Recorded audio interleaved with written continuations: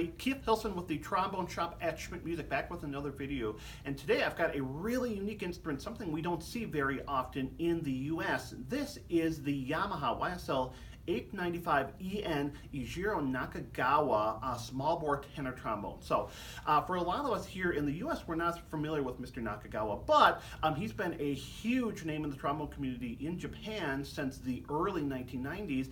And in particular, he has gotten some real play over here with his work with Jim Pugh, as well as with the recent CD, a trombone quartet CD he did with the Slide Monsters, which included Joe Alessi, Brandt, Attema, and Marshall Gilkes. So a really versatile trombonist, somebody who works both on the classical side and on the jazz side.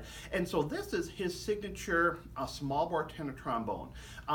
And right off the bat, this is a very unique instrument, especially compared to a lot of the other instruments Yamaha builds. So this is a 508 bore. It's a 8-inch one-piece bell. One of the things that really makes this unique, though, is it's entirely brass. There's no, outside of the inner slide, of course, there's no nickel silver at all. It's all brass, which when you run into this, it gives it a very different sound and response. Because it does not have any nickel silver, it is also lighter as well.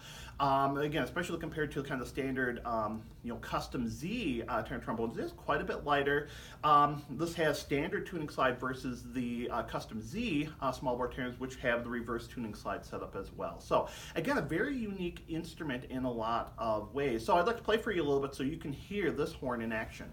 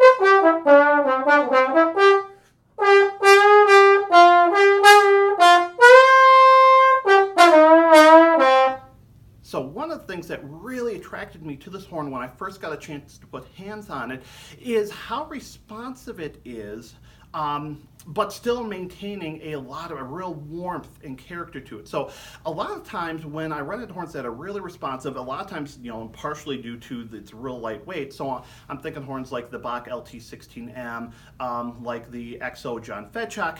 Sometimes for me, even though I love the softness, the responsiveness, I feel like if I lay back, it really works with you. I feel like sometimes when I start putting air through those horns, for me, they start backing up. I can't get the same amount of projection out of them, and I feel like, again, it's just backing up on me. With the 895, I don't get that. It feels like when I lay back, again, I can keep things really super responsive.